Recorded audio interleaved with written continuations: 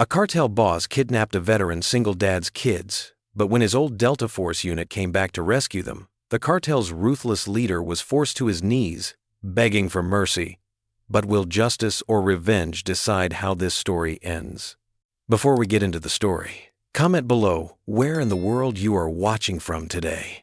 The morning sun streamed through the kitchen windows as Tom Reynolds flipped pancakes on the griddle. The sizzle and sweet aroma filled their modest Texas home. At 52, his movements were still precise and efficient. Old habits from his military days that had never quite left him. "Luke, Emma, breakfast is ready," he called up the stairs. The thundering of footsteps followed as Luke, his 13-year-old son, bounded down first. Emma, 10 and still in her pajamas with little yellow ducks, followed more carefully, clutching her favorite stuffed rabbit. "Smells good, Dad," Luke said, sliding into his chair. His baseball uniform was already on, though slightly wrinkled. Tom smiled, setting down plates stacked with golden pancakes. "Big game today, buddy. You need your energy." He smoothed Luke's collar with a gentle touch. "Though, maybe we should work on ironing that uniform first." Emma giggled, reaching for the syrup. "Luke slept in it again, didn't you?" "Did not," Luke protested, but his sheepish grin gave him away. Tom watched his children eat, his heart full yet aching. Sarah would have loved seeing them like this. Luke's determination to be ready for his game. Emma's quiet grace that reminded him so much of her mother. 3 years since, cancer had taken Sarah, and some mornings the empty chair at the table still felt raw. "Dad?" Emma's voice pulled him from his thoughts. "Will you help me practice piano before Luke's game?" "Of course, sweetheart." Tom reached over to wipe a spot of syrup from her chin. "Right after we get your brother looking less like he tumbled through the dryer." The morning passed in their comfortable routine. Tom helped Luke press his uniform while Emma practiced her scales. The familiar notes of Amazing Grace drifted through the house as her small fingers worked the keys. "That's beautiful, Em," Tom said, standing in the doorway. "Your mom loved that song." Emma's fingers paused on the keys. "I know. That's why I picked it for the recital." Tom's chest tightened with pride and love. He checked his watch. Almost time for Luke's game. "Okay, Team Reynolds, time to move out." The local baseball field was already buzzing with activity when they arrived. Parents set up lawn chairs while kids warmed up, the sound of leather gloves popping with caught balls filling the air. "Coach Reynolds!" Several boys from Luke's team waved as they approached. Tom had started coaching the team 2 years ago, wanting to stay involved in Luke's life. It helped fill the lonely hours, and the boys' energy was infectious. "All right, Tigers, gather round." As he led the team through their warm-ups, Tom couldn't help but notice how much Luke had grown. His son was becoming a leader on the team, helping younger players with their stance, encouraging them when they missed a catch. The game was close, full of dramatic plays and near misses. Emma sat in the bleachers, alternating between cheering for her brother and reading her book. In the final inning, with 2 outs and runners on base, Luke stepped up to bat. Tom held his breath, watching his son's focused expression. The pitch came fast, but Luke was ready. The crack of bat-meeting ball rang out, and Luke sprinted toward first base as his teammate rounded third to score the winning run. The team erupted in cheers, parents applauding from the stands. Tom caught Luke in a proud hug as he jogged back to the dugout. "Great hit, son!" "Thanks, Dad," Luke beamed, his earlier uniform wrinkles forgotten in the joy of victory. After the game, they stopped for ice cream, a tradition Sarah had started years ago. Emma got strawberry, Luke chose chocolate, and Tom stuck with vanilla, just like always. "Dad," Emma said, carefully licking her cone, "can we work on the new piece Mrs. Johnson gave me? It's harder than Amazing Grace." "Sure thing, sweetheart. Let's head home and give it a try." Back at the house, Emma sat at the piano while Tom pulled up a chair beside her. The new piece was indeed challenging, but Emma's determination showed in her furrowed brow as she worked through the difficult passages. "Remember what Mom used to say about tough spots?" Tom asked gently. Emma nodded, a small smile playing on her lips. "Take it slow, and let your heart lead your hands." "That's right. Try it again. Just that measure." Luke wandered in from the backyard, still in his dusty uniform, and sat on the couch to listen. The afternoon light painted warm patterns on the living room floor as Emma's music filled their home. As evening approached, Tom prepared a simple dinner of spaghetti and meatballs, one of the few dishes he'd mastered since Sarah's passing. They ate together, sharing stories from their day and planning for tomorrow. Finally, as stars began appearing in the Texas sky, it was time for their nightly prayers. They gathered in Emma's room first, as they always did. "Dear Lord," Tom began, holding his children's hands. "Thank you for this beautiful day, for Luke's victory on the field, for Emma's beautiful music, and for keeping our family safe and strong together. Thank you for Daddy," Emma added softly, "and for helping him make pancakes that weren't burned this time." Tom chuckled, squeezing her hand. Luke tried to hide his grin but failed. "And thank you for Mom," Luke said quietly, "watching over us from heaven. Amen." They finished together. Tom tucked Emma in, making sure her rabbit was properly positioned under the covers. In Luke's room, they spent a few extra minutes talking about the game's highlights before Tom pulled up his son's blanket. "I'm proud of you, son," Tom said, ruffling Luke's hair. "Not just for the game, but for being such a good brother and teammate." "Thanks, Dad." Luke yawned. "Love you. Love you too, buddy." Tom moved through the house, checking locks and turning off lights. His routine as ingrained as any military protocol. Outside their peaceful home, beneath the vast Texas night sky, an unfamiliar black car with tinted windows sat idle and unnoticed at the end of their street. Inside, Tom switched off the last light, unaware of the shadows gathering at the edges of their quiet world. The morning air was crisp as Tom guided his aging pickup truck through the quiet streets of their small Texas town. The familiar route to school wound past weathered storefronts and sleepy neighborhoods just beginning to stir. In the rearview mirror, he caught glimpses of his children in the back seat. Emma was humming softly, her backpack clutched close as she watched the world pass by her window. Luke had his head buried in a math textbook, cramming for a test he'd mentioned at breakfast. "You'll do fine, son," Tom said, noting Luke's tense shoulders. "Just remember to double-check your work." Luke looked up, managing a weak smile. "Thanks, Dad. I just don't want to mess up these fractions again." "You've got this, Luke," Emma chirped, reaching over to pat her brother's arm. "I'll pray for you during morning chapel." Tom's heart swelled at their exchange. Even in small moments like these, his children's bond reminded him of the blessing they were to each other, especially since losing their mother. The elementary school came into view first, its brick walls bathed in early morning sunlight. Tom pulled up to the drop-off zone, where other parents were saying goodbye to their children. "Have a wonderful day, sweetheart," Tom said as Emma gathered her things. She leaned forward between the seats to give him a quick kiss on the cheek. "Bye, Daddy. Bye, Luke." She hopped out, her ponytail bouncing as she joined the stream of students heading inside. The middle school was just a few blocks away. Luke closed his textbook with a sigh as they approached. "Baseball practice is until 5 today," he reminded Tom. "I'll be here," Tom assured him. "Maybe we can work on your curveball after dinner." Luke's face brightened at that. "Really? Thanks, Dad." He jumped out, shouldering his backpack and baseball gear. Tom watched until both his children were safely inside their schools before heading back across town. The gas gauge was hovering near empty. He'd been meaning to fill up for days. The mini-mart on Madison Street was usually quiet this time of morning, perfect for a quick stop. He pulled up to pump number 3 and got out, swiping his card and selecting regular unleaded. The nozzle clicked steadily as he filled the tank, his mind already on the day's tasks ahead. The sound of engines drew his attention. 2 black SUVs with deeply tinted windows rolled into the station from opposite directions, moving with deliberate purpose. Tom's military instincts flared to life, sending warning signals through his body. Before he could react, men in dark clothing emerged from the vehicles. Their movements were coordinated, professional.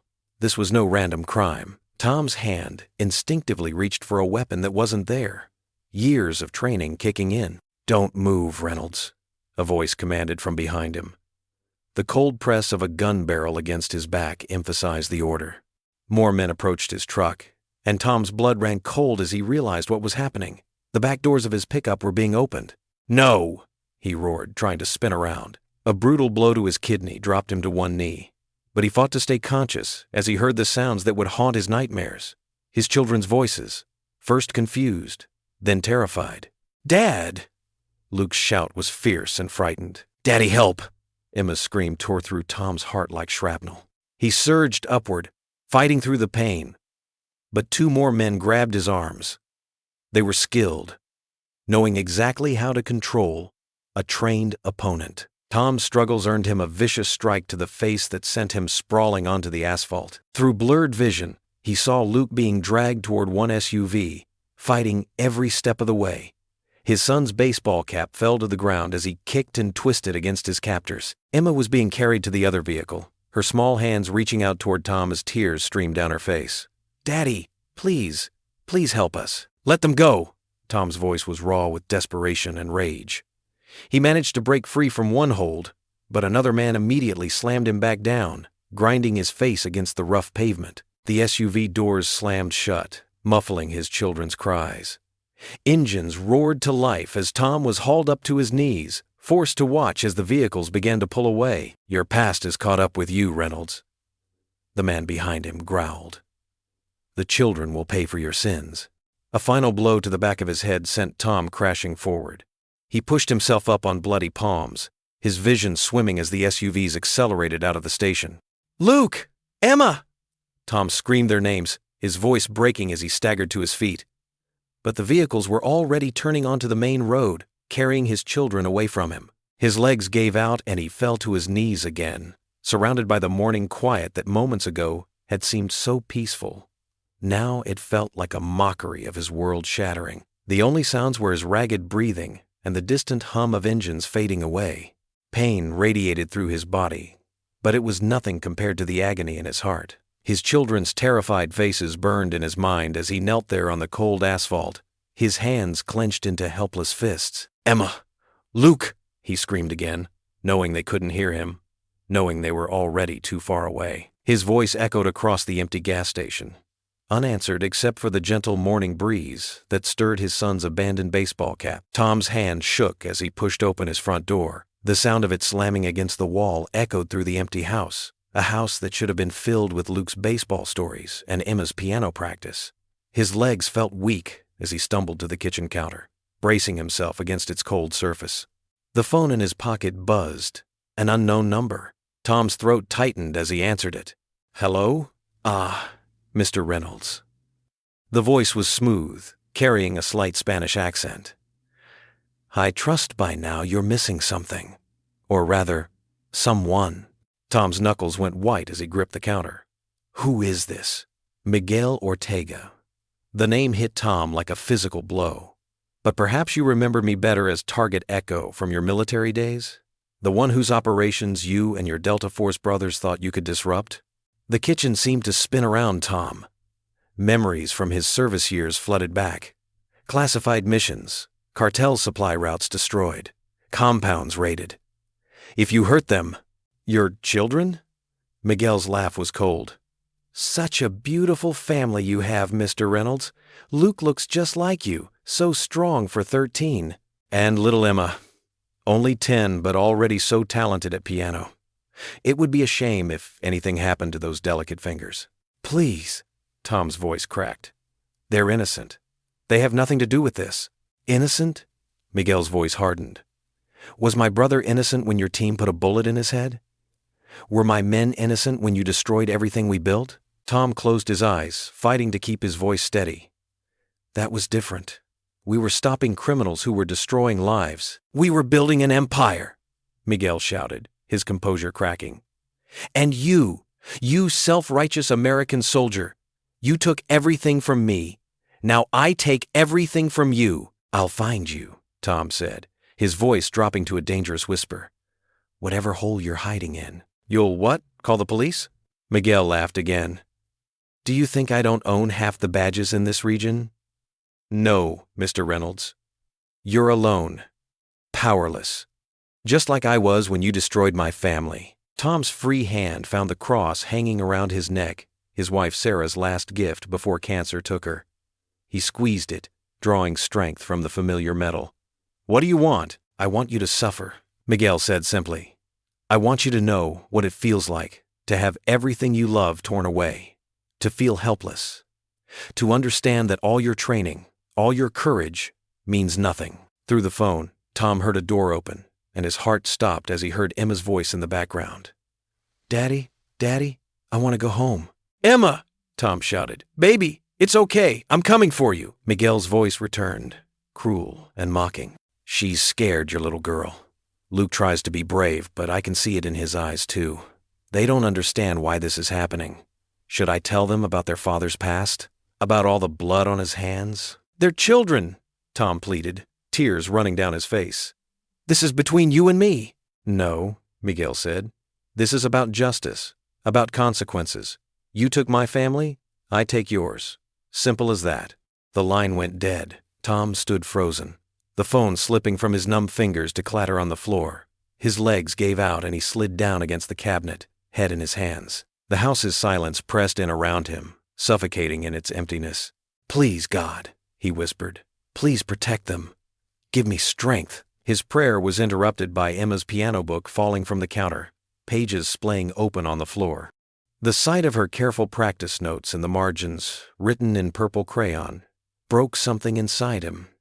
Tom slammed his fist into the cabinet, again and again, until his knuckles bled. The pain cleared his head somewhat. He couldn't fall apart, not now. Not when his children needed him. Tom forced himself to take deep breaths, calling on his military training to push down the panic threatening to overwhelm him. Think, plan, act. He couldn't go to the police. Miguel's threat about own badges had ring of truth to it. The cartel's corruption ran deep in these parts. Even if there were honest cops, bureaucracy and jurisdictions would slow things down. His children didn't have that kind of time. Tom pushed himself to his feet, walking unsteadily to his study. On the wall hung a photograph he looked at every day, 15 men in desert camo, arms around each other's shoulders, standing before a helicopter. His old Delta Force unit, brothers who had bled together, fought together, prayed together. He reached out, touching the faces in the photo. Mike in Montana, Joey in Oklahoma, Sam down in Florida, John right here in Texas. All of them had moved on to civilian life, but the bond they shared was unbreakable. They had made a pact. If any one of them ever needed help, the others would come, no questions asked. These were men who operated in shadows, who knew how to work outside official channels, men whose skills hadn't dulled with age, men who still believed in justice, in protecting the innocent. Most importantly, they were men Miguel wouldn't see coming. Tom's hand trembled as he touched the photograph, but his voice was steady as he whispered, "It's time." The headlights of Tom's pickup truck cut through the darkness as he sped down the empty highway. His knuckles were white against the steering wheel, and his jaw ached from clenching it for hours. Streetlights flashed across his face, highlighting the deep worry lines etched around his eyes. The GPS chirped, announcing his exit. Hawkins Security Solutions read the simple sign at the edge of a well-maintained industrial park. Even at this late hour, lights blazed from the second-floor windows of the corner building. Tom pulled into the empty parking lot, his tires crunching on the gravel. Before he could reach the front door, it swung open. Jack Hawk Hawkins stood in the doorway, his broad shoulders filling the frame. His salt and pepper hair was cut military short, and his face showed concern as he recognized his old friend. "Tom?" Hawk's voice was gruff but gentle. "What brings you here at this hour?" Tom's composure cracked. His shoulders slumped as the weight of the day crashed down on him. "They took my kids, Jack." Hawk's expression hardened. Without a word, he stepped forward and pulled Tom into a fierce embrace. Tom's hands gripped the back of Hawk's jacket, and for a moment, he let himself be supported by his old brother in arms. "Come inside," Hawk said, releasing him. "Tell me everything." The security office was neat and professional, with maps and monitors covering one wall. Hawk listened intently as Tom explained about Miguel Ortega and the kidnapping. His face grew darker with each detail. "Those missions we ran." Hawk shook his head. "Never thought they'd come back to haunt us like this. I can't lose them, Jack." Tom's voice was raw. "They're all I have left after Sarah." "Hey." Hawk's hand landed firmly on Tom's shoulder. "You're not alone in this, not by a long shot." He picked up his phone and started typing. "First thing we need is Doc. Kids might need medical attention when we get them back." Tom nodded, remembering the gentle efficiency of their old medic. "Is he still running that clinic?" "Yeah, about an hour from here. And we need Bear, too, no one I trust more to watch our backs." Within 30 minutes, they were sliding into a booth at the all-night diner on Main Street. The fluorescent lights hummed overhead, and a tired waitress brought them coffee without asking. The bell above the door chimed, and Doc Miller walked in. His medical bag was slung over his shoulder, and his kind eyes crinkled with worry as he spotted them. Despite the gray in his beard and the lines around his eyes, he moved with the same purposeful grace Tom remembered from their service days. "Tommy," Doc said softly, pulling him into a hug. "Hawk filled me in. We'll get him back, brother." They had barely settled when the door chimed again. Bear Thompson ducked to clear the door frame, his massive frame making the diner feel suddenly smaller. But his eyes were gentle as he looked at Tom, and his bear hug lifted Tom clear off the ground. "Sorry I'm late," Bear rumbled, squeezing into the booth beside Doc. "Had to feed the horses before I left." The waitress approached with more coffee, her eyes widening slightly at Bear's size. After she left, Hawk spread a map on the table between their cups. "Okay," he said, his tactical mind already working. "We know Ortega's operation runs along these routes. His compound has to be somewhere in this region." Doc leaned forward, his medical training showing in his questions. "Any injuries when they were taken? Anything I should prepare for?" Tom shook his head. They seemed unhurt, but his voice caught. Bear's large hand covered Tom's trembling one. "We've got your back, brother. Just like always." The four men huddled closer, their coffee growing cold as they mapped out possible locations and discussed strategy. They were older now, with gray hair and creaking joints, but the familiar rhythm of planning an operation came back naturally. "I've got some contacts in Border Patrol," Hawk said, marking points on the map. "They've been tracking unusual movement here and here." Doc pulled out a small notebook. "I know some locals who might have seen something. People talk to their doctor. My farm's got equipment we can use," Bear added. "Tools that won't raise suspicion if we need to move around." Tom looked around the table at his old unit. These men had been through hell with him, had saved his life more times than he could count. Now they were here again, without hesitation, ready to risk everything to help save his children. "I don't know how to thank you guys," Tom said, his voice thick with emotion. "Family doesn't need thanks," Bear said simply. Doc nodded. "Your kids are our kids, Tom. That's how it works. Besides," Hawk added with a grim smile, "someone needs to teach Ortega what happens when you mess with one of ours." They spent the next hour developing their plan, each man contributing his expertise. The diner's other patrons came and went, paying no attention to the four older men bent over their map, unaware that they were watching a rescue mission take shape. As the first hints of dawn began to color the sky, Hawk rolled up the map. "Get some rest, everyone. We move at nightfall." They stood, forming a tight circle in the diner's aisle. Their hands came together in the center, just as they had before countless missions years ago. "Lord," Tom prayed softly, "watch over my children, and guide us as we work to bring them home." "Amen," his brothers echoed. The bell chimed as they filed out into the early morning light, each heading off to prepare for the night ahead. Tom watched them go, feeling hope rise in his chest for the first time since the kidnapping. His children might be in the hands of a cartel boss, but they had 4 Delta Force veterans coming for them. And this time, Miguel Ortega would learn what it meant to face not just one soldier, but a family of warriors. The morning sun filtered through the dusty blinds of Hawk's office, casting long shadows across maps and surveillance photos spread across his desk. Tom leaned forward in his chair, studying the images while Hawk paced behind him, phone pressed to his ear. The office smelled of coffee and gun oil, a scent that brought Tom right back to their military days. "Yeah, I got it," Hawk said into the phone, scribbling notes on a pad. "Send me everything you've got. Thanks, Marcus." He hung up and dropped into his chair with a heavy sigh. "My contact at the DEA just confirmed it.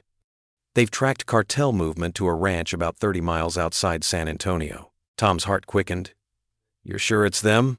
3 black SUVs matching the description you gave, plus regular patrol patterns consistent with their security protocols. Hawk tapped a satellite image showing a sprawling ranch house surrounded by outbuildings. "Marcus says they've had eyes on this place for months. It's one of Ortega's favorite safe houses." Doc Miller, their team medic, studied the photos through reading glasses that made him look more like a college professor than a former Delta operator. "Looks isolated. Good sight lines for the guards, though. They'll see us coming from a mile away." "Not if we come at night," Bear Thompson rumbled from his position by the window. Even after all these years, he still lived up to his nickname, 6'4" and built like a grizzly. "Those trees on the north side give us good cover for the approach." Hawk nodded, circling areas on the map with a red marker. "Guard positions here, here, and here based on the thermal imaging. 2-man teams rotating every 4 hours. Marcus says they've counted at least 12 men on site. Tom's fingers trace the path to the main house. Where are they keeping my kids? Based on movement patterns, probably here. Hawk pointed to a guest house set apart from the main building. It's got its own generator, and they've been bringing regular food deliveries. Plus, there's always at least 2 guards posted outside. Doc adjusted his glasses. What about escape routes? If things go sideways, we need multiple exfil plans. There's an old ranch road that connects to Highway 90 here, Hawk said, drawing another line. And this dry creek bed to the east could work for vehicles if we have to bug out quick. Tom stood up, bracing his hands on the desk. We go tonight. Every hour those bastards have my children is too long. The men exchanged looks, years of shared combat experience speaking volumes in their silence. Finally, Bear spoke up. We're with you, brother. All the way. They spent the next several hours planning, drawing on decades of tactical experience. Hawk pulled satellite imagery, topographical maps, and weather reports. Doc inventoried their medical supplies while Bear checked and cleaned their weapons. The familiar routine was almost comforting, like muscle memory from countless missions together. Around mid-afternoon, Hawk's phone buzzed again. He answered, listened intently, then put it on speaker. Marcus, tell them what you just told me. We've got confirmation on the children, the DEA agent said. One of our surveillance teams spotted them being moved between buildings for meals.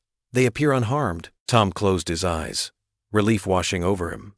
Thank God, he whispered. There's more, Marcus continued. We've identified at least 3 of Ortega's top lieutenants on site. This isn't just a safe house, it's a meeting place. They're planning something big. That works in our favor, Hawk said. More brass on site means more confusion when we hit them. They won't expect anyone to be crazy enough to attack them there. As the sun began to set, they gathered in Hawk's garage to prep their gear. The familiar weight of the tactical vest against Tom's chest brought back a flood of memories, both good and bad. He checked his rifle for the 3rd time, making sure every component was clean and functioning perfectly. Bear laid out their communication gear, encrypted radios with throat mics and earpieces. Comms check, he said, and they each responded in turn, testing frequencies and call signs they hadn't used in years. Doc organized his medical kit, adding extra supplies for the children. They'll be scared, he said quietly. We need to be ready for that. Hawk appeared with 4 sets of night vision goggles, handing them out. These are the latest general crystal clear imaging, better depth perception, should give us the edge we need. As the garage grew darker, lit only by a single workbench lamp, the men gathered in a tight circle. The air was thick with purpose, and brotherhood forged in combat long ago. Without a word, they all knelt down, heads bowed. Tom's voice was rough with emotion as he began to pray. Lord, we come before you tonight asking for your protection. Not just for us, but for my children and anyone else caught in the crossfire. Guide our hands, steady our hearts, and help us bring Luke and Emma home safely. Amen, the others murmured. Bear reached out and squeezed Tom's shoulder. He's heard worse prayers from us in worse places. We made it through then, and we'll make it through now, Doc added. Hawk looked at each man in turn, his expression serious. Remember the signals. Remember the timing. And remember, we're not just fighting for Luke and Emma. We're fighting for every family these monsters have torn apart. They touched fists in the center of their circle, a gesture that needed no words to convey its meaning.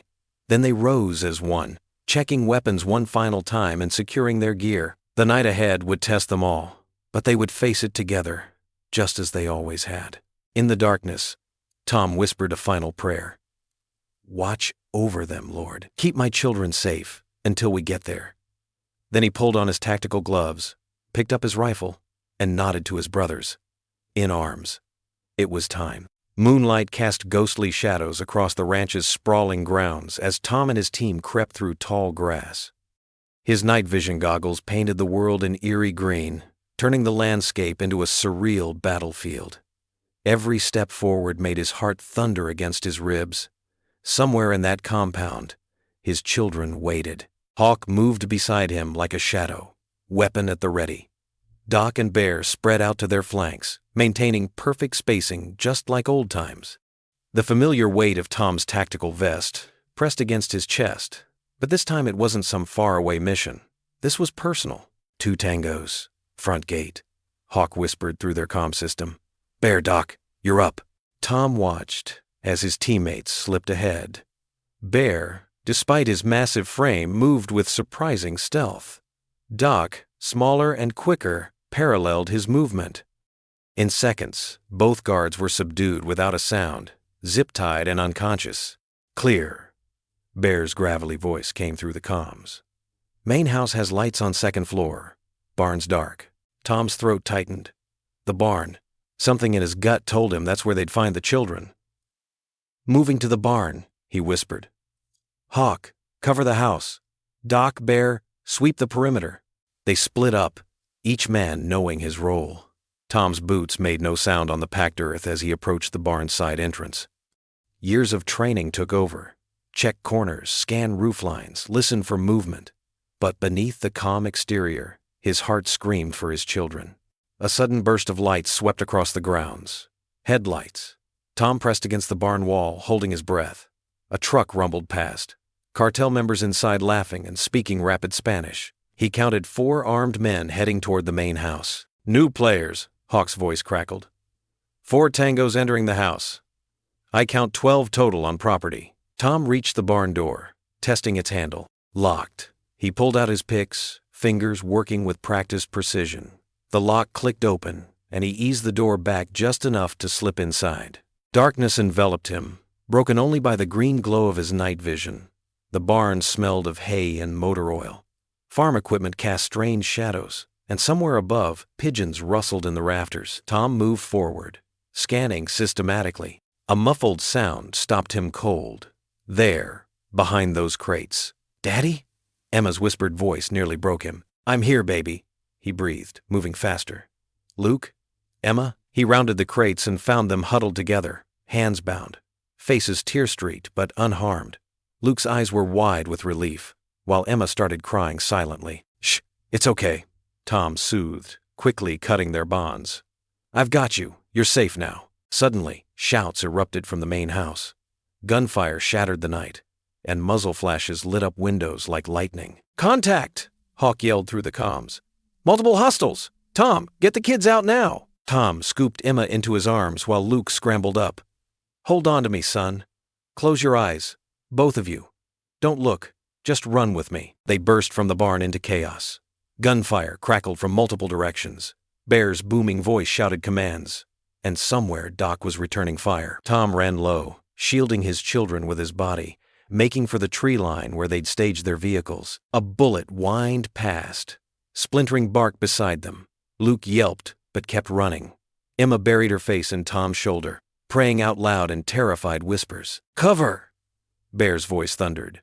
Moving to you, Tom. Bear appeared like an avenging angel, his massive frame providing mobile cover as they sprinted the last 100 yards.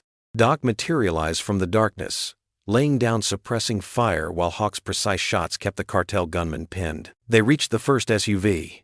Tom yanked the door open, practically throwing his children inside. Get down! Stay down!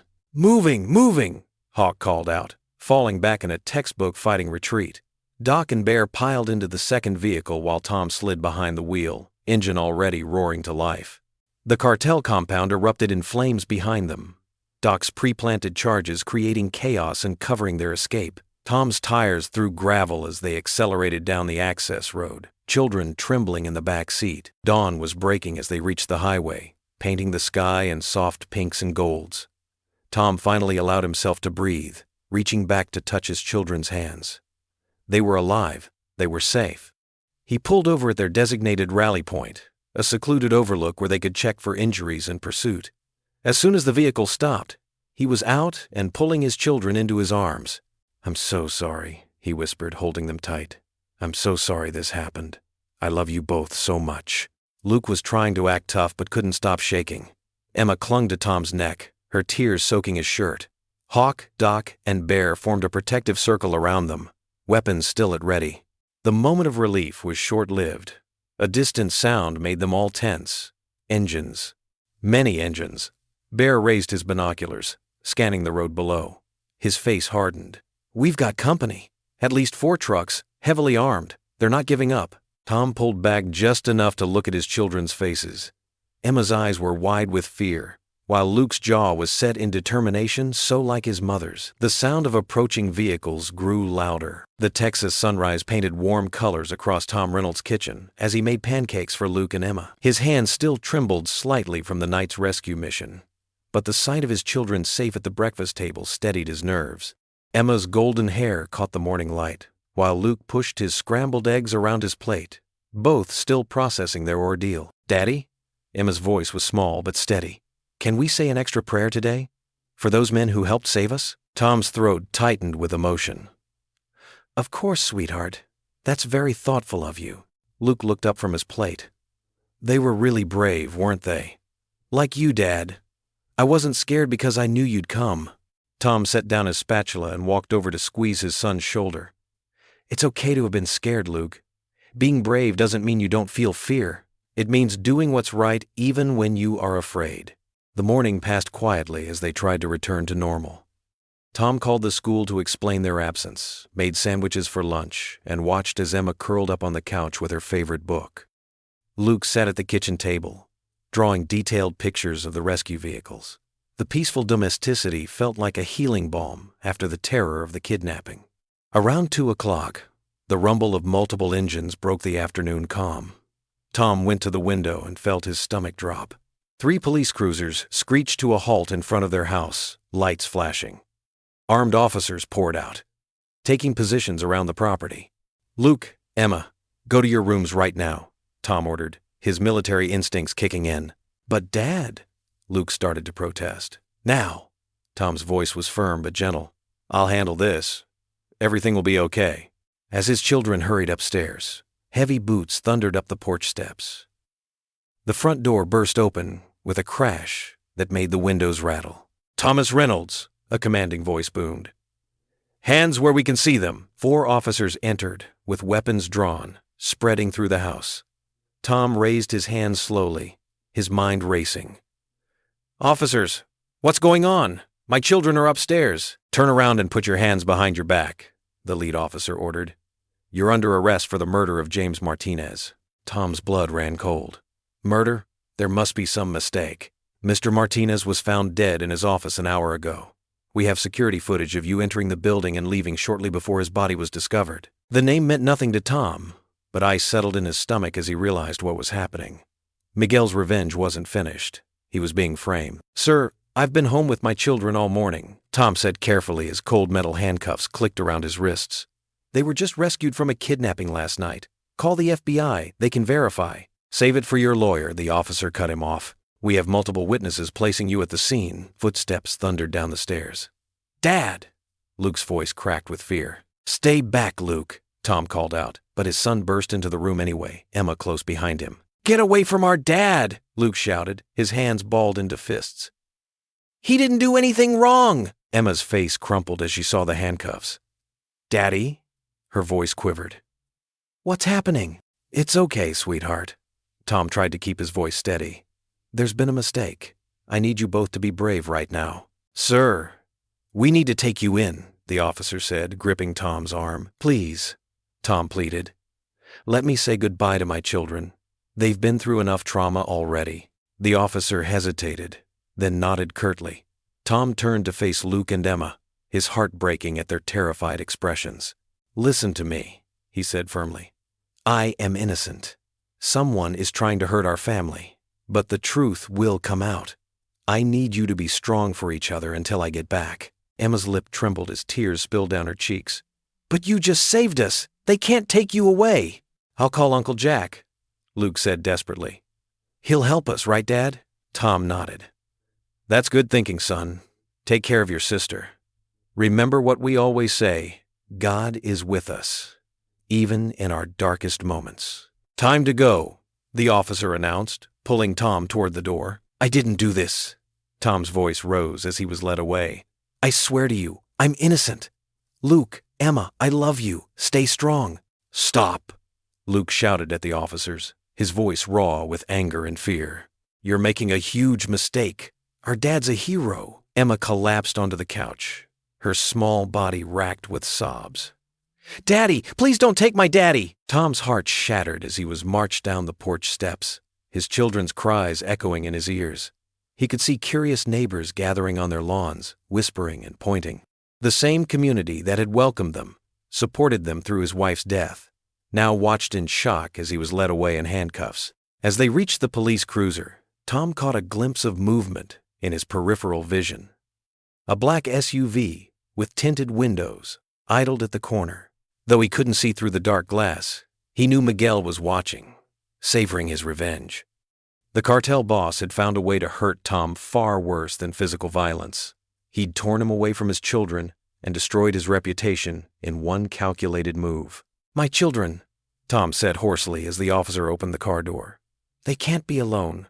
Please, let me call someone to stay with them." "A child services representative is on the way," the officer replied. Luke's voice carried across the yard, still shouting at the officers. "He's innocent! Dad! Dad!" Emma's sobs pierced the air like physical blows to Tom's heart. As he was pushed into the back of the cruiser, he caught one last glimpse of his children on the porch. Luke standing protective beside his sister, his jaw set in determination despite the tears on his face. Emma curled into herself as she wept. The sight would haunt Tom's dreams for days to come. The cruiser door slammed shut, sealing Tom away from his children just hours after he'd risked everything to rescue them. As the car pulled away from the curb, he closed his eyes and whispered a desperate prayer. "Lord, protect my children. Help them stay strong. And please, let the truth come to light before Miguel can hurt them again." The police van rumbled down a deserted county road, its tires crunching over loose gravel. Inside the steel cage, Tom Reynolds sat with his hands cuffed, his heart aching for his children. The afternoon sun cast long shadows through the mesh-covered windows, making patterns dance across his weathered face.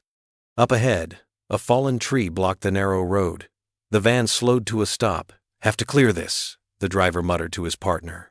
As both officers stepped out, engine sounds roared from the surrounding trees. A black SUV emerged from the brush, cutting off the van's retreat. Another vehicle blocked the front. "Police! Stand down!" one officer shouted, drawing his weapon. Bear Thompson's massive frame stepped out from behind a tree. Even without his military gear, he looked intimidating. "Sorry, fellas," he said in his gentle drawl. "Can't do that." Hawk emerged from the other side, moving with practiced efficiency. "Weapons down, nice and easy. We don't want anyone hurt." The officers hesitated, assessing the situation. Bear's size alone made resistance seem futile. After a tense moment, they lowered their guns. "Smart choice," Hawk said, quickly securing the officers with zip ties. "Sorry about this. You're just doing your job, but so are we." Bear approached the van's rear doors, his large hands making quick work of the lock. "Coming to get you, brother," he called out. Tom squinted as sunlight flooded the van's interior. Bear's familiar face appeared, concern etched in his features. "Let's get those cuffs off." Once freed, Tom rubbed his wrists. "The kids?" "Safe," Hawk assured him, appearing at the van's entrance. "Doc's got them at the rally point, but we need to move. More patrols will be here soon." They left the officers secured but comfortable, their radio disabled. Bear's SUV wound through back roads, avoiding main highways. Tom sat quietly, his mind racing with worry about his children and the mess they were in. After an hour of careful navigation, they turned onto an overgrown dirt track. Through dense pine trees, a cluster of old hunting cabins appeared. Doc's vehicle was already parked behind one of them. Before the SUV fully stopped, the cabin door burst open. Luke and Emma ran out, their faces lighting up at the sight of their father. "Dad!" Emma cried, throwing herself into his arms as he stepped out. Luke joined them, trying to maintain teenage composure but holding just as tight. "I'm here," Tom whispered, holding them close. "I'm right here." Bear and Hawk kept watch while Doc approached the family reunion. "We've got some soup warming inside," he said. "Should eat while we can." The cabin was basic but secure. One room with a small wood stove, some worn furniture, and darkness gathering at the windows. They ate in silence, the children staying close to their father. As night fell, Bear got a small fire going in a pit outside. They gathered around it, the flames casting flickering light on worried faces. Emma sat in Tom's lap, while Luke pressed against his side. "Are we in trouble, Dad?" Emma asked in a small voice. Tom stroked her hair, choosing his words carefully. "No, sweetheart. We're not in trouble. Some bad people are trying to hurt us by telling lies, but we're going to fix it. It's because of that man, isn't it? Luke said. The one who took us, Miguel Ortega, Tom confirmed, his voice hardening slightly. Yes, son. He's trying to hurt us because of something I did years ago, stopping his people from hurting others. But the police think you did something bad, Emma whispered. That's right. Miguel set it up to look that way. But we're going to prove the truth. Bear added another log to the fire, the sparks rising like fireflies into the dark sky. Hawk sat nearby, cleaning his weapon with practiced movements. I'm scared, Emma admitted. Tom hugged her tighter. I know, baby. But look around. You see these men? They're my brothers. Not by blood, but by something just as strong. We've been through harder times than this and came out okay. Your dad's right, Bear rumbled, his gentle voice matching his soft eyes. We won't let anything happen to you folks. Luke looked up at his father. What are we going to do? Tom met his son's gaze, seeing the fear but also the trust there. The firelight danced across their faces as he made his promise. We're going to clear my name, he said firmly, and we're going to stop Miguel from hurting anyone else. Not with hatred or revenge, but with truth and justice. Emma wiped her eyes. How do you know we can? Because we have something Miguel doesn't understand, Tom said, looking at his old comrades around the fire. We have faith. In God, in each other, and in doing what's right. That's stronger than any lie he can tell. The fire crackled, sending up another shower of sparks. In the distance, an owl called, and the Texas night wrapped around them like a blanket. Despite their uncertain situation, a sense of peace settled over the group. Now, Tom said, pulling both children close, why don't we say our prayers like we do every night?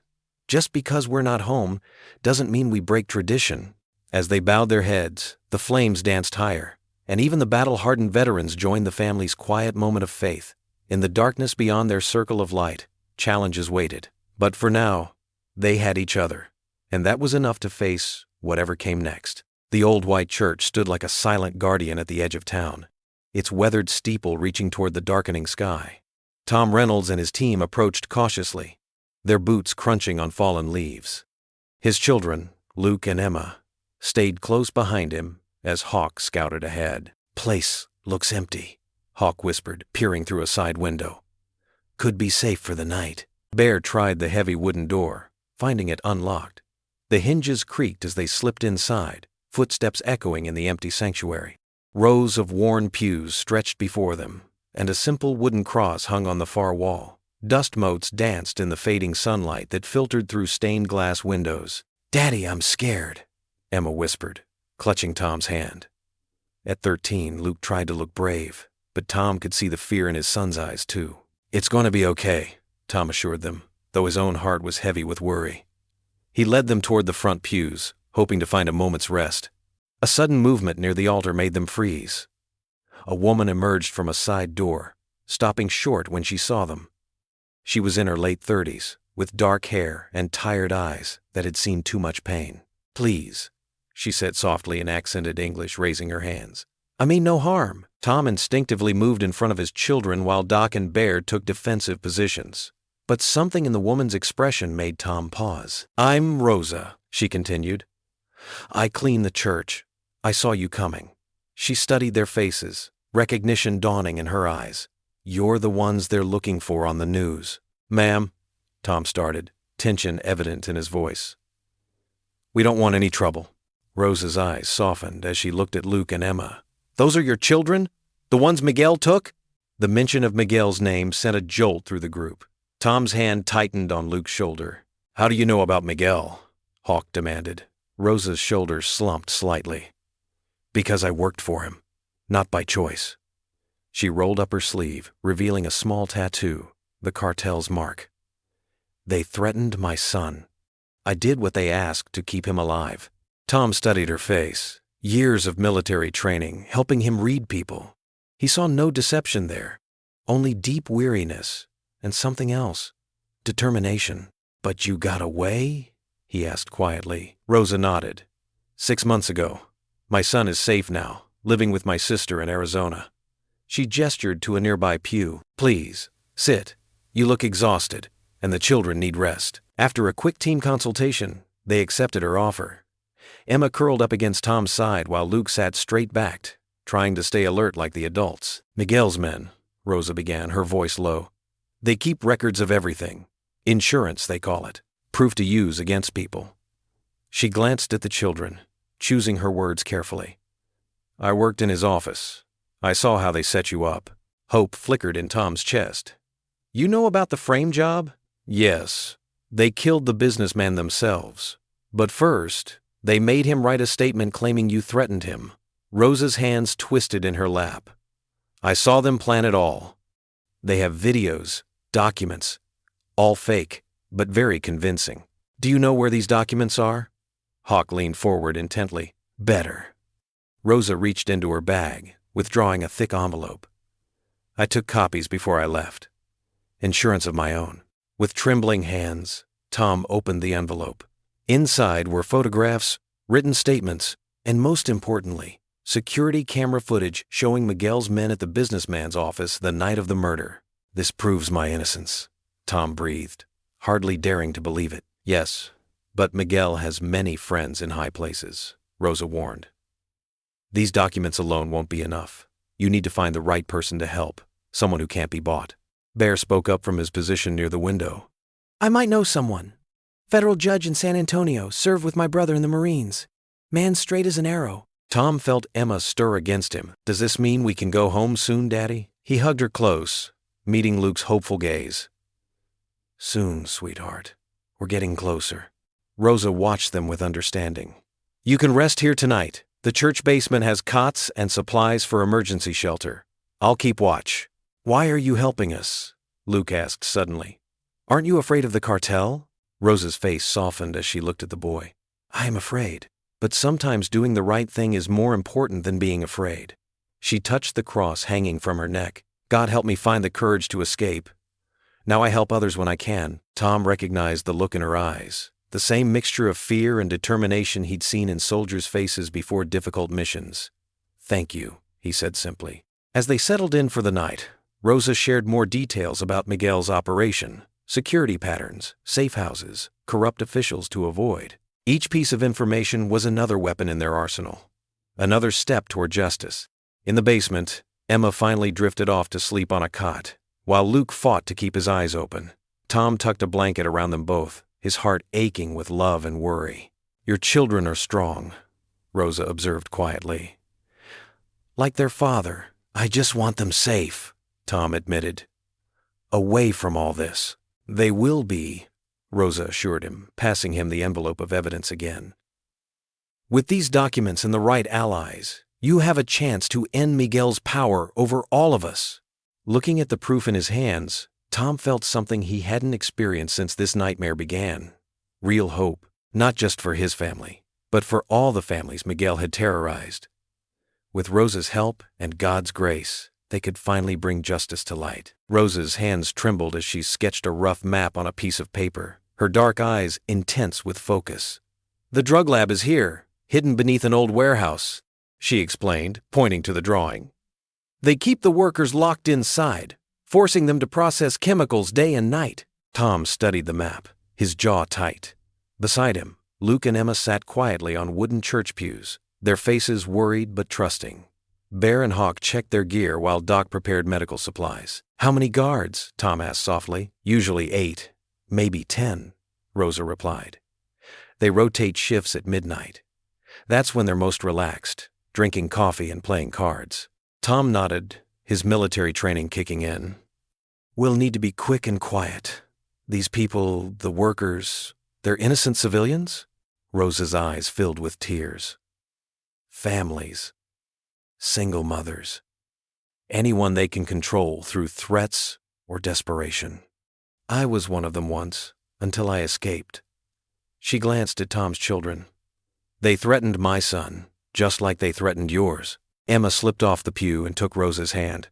God will help us save them, she said with childhood certainty. Rosa smiled, squeezing the little girl's fingers. Under cover of darkness, they approached the warehouse. The building loomed against the star-filled Texas sky, its metal walls rusted and windows grimy. Tom's team moved like shadows, years of training evident in every silent step. Rosa pointed to a side door where a guard slouched, half asleep. Bear created a distraction with a thrown rock, and Hawk smoothly took the guard down without a sound. Inside, they encountered exactly what Rosa had described: a card game in progress, guards with lowered weapons. The team struck fast. Tom and Bear subdued 2 guards while Hawk disabled their communications. Doc covered their backs, his medical bag ready for any casualties. Within minutes, the upper level was secure. "The lab is below," Rosa whispered, leading them to a heavy metal door. "The workers are locked in there." Tom's heart pounded as they descended concrete stairs. The chemical smell grew stronger, burning his nostrils. When they reached the bottom, the sight made his stomach turn. Dozens of people worked at long tables under harsh fluorescent lights. Many wore dirty clothes and showed signs of exhaustion. Some were barely more than teenagers. They looked up in fear at the sound of footsteps. Then hope dawned on their faces as they saw Rosa. "You're free," Tom announced in both English and broken Spanish. "We're here to help you." The workers didn't move at first, stunned by the sudden change in their fortune. Then a young mother burst into tears, clutching her child. Others began to weep or pray, the sound of their relief filling the sterile space. Doc began checking the workers for injuries, while Bear and Hawk secured the facility.